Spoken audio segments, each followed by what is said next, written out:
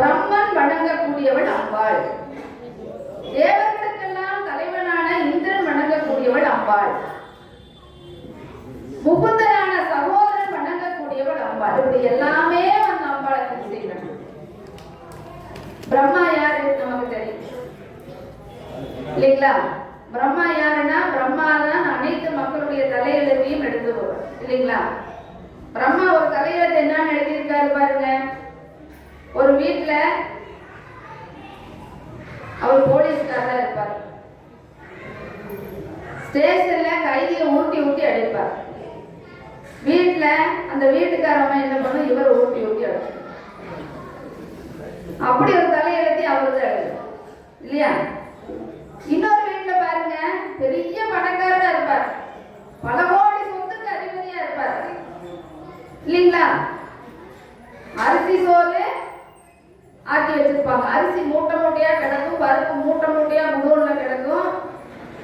Doctor சொல்லியிருப்பாரு, மூச்சு அரிசி சோத்தை நீங்க கண்ணட கூட பார்க்க கூடாது அப்படின்னு டாக்டர் சொல்லியிருப்பாரு.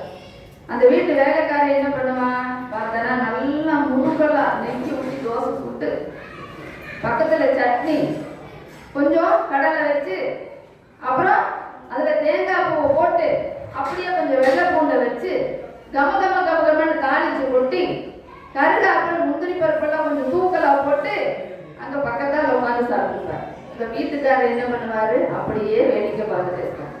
இப்படி ஒரு தலையெழுத்தி பிரம்மாதான் எழுதுறாரு இல்லையா? இன்னொருத்தர் வீட்டுல பார்த்தோம்னா அந்த ஆள் என்ன பண்ணுவாருன்னா, காலையில இருந்து பொழுதா வரைக்கும் காடு மேடெல்லாம் சுத்தி பாம்பை பிடிச்சு கவர்மெண்ட் கொடுத்துருப்பார். பாம்பை பிடிச்சி பொட்டியில் அடிச்சிருப்பார். பாம்பை பிடிச்சி பொட்டியில் அடிப்பார், கொண்டு போய் கொடுப்பார். பொழுதோட வீட்டுக்கு போனா அவர் பொட்டி பாம்பா அடிக்க கிடப்பார் சம்சார் இல்லைங்களா? இப்படி ஒரு தலையெழுத்தி யாருதான் எழுதுவா? பிரம்மா தான் எழுதுறார் இல்லையா? இப்படி எல்லாருடைய தலையெழுத்தையும் பிரம்மா எழுதிட்டு என்ன பண்ணுவாரா, பொழுதோட பைய வச்சிருவாங்க. காலையில இருந்து என்ன பண்ணுவாரா, வந்து அம்பாளுடைய திருவடிகளை தொட்டு வணங்கிட்டு, அம்மா இன்னைக்கு நான் செய்யக்கூடிய வேலையெல்லாம் சரியா நான் செய்யணும், எந்த குளறுபடியும் இல்லாம இருக்கணும், அவங்கவுங்க தலையில என்ன எழுதணுமோ அதை அவங்கவுங்க தலையில தான் எழுதணும், அடுத்தவங்க தலையில மாத்தி எழுதாம நீதான் என்னை காப்பாத்தணும் வணங்கிட்டு தான் டியூட்டிக்கு போவாரா பிரம்மா.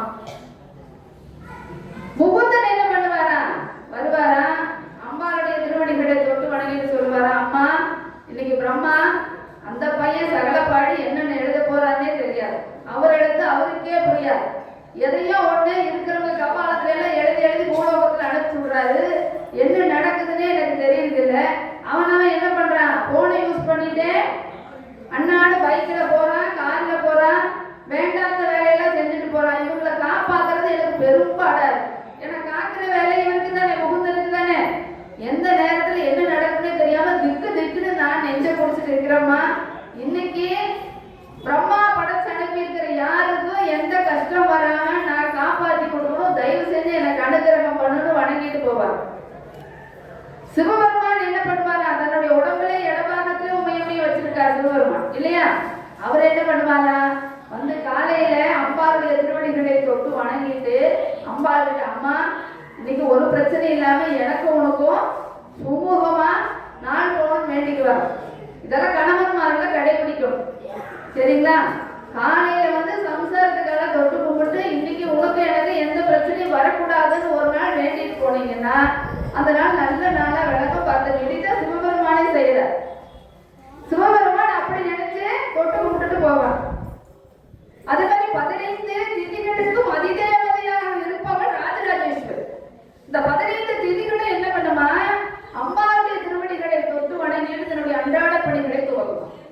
நவகிரகங்கள் வருமா, இப்படி லைனா எல்லாரும் நின்றுட்டு இருப்பாங்க. தேவேந்திரன் நிப்பா, அதுக்கப்புறம் முகுந்தன் நிப்பாரு, பிரம்மா நிப்பாரு, சிவபெருமான் நிப்பாரு, திதிகள் நிற்கும், நவகிரகங்கள் நிற்கும். அதுக்கப்புறம் அவருடைய அதிதேவதைகள் நின்று அம்பாளை தொட்டு வணங்கிவிட்டு தன்னுடைய அன்றாட அலுவல்களை துவக்குவதாக யார் பதிவு பண்றார், அபிராமப்பட்டர் பதிவு செய்கிறார். எல்லாருமே வந்து அம்பாளை வணங்கிவிட்டு தான் தன்னுடைய பணிகளை செய்வதற்கு செல்வார்கள்.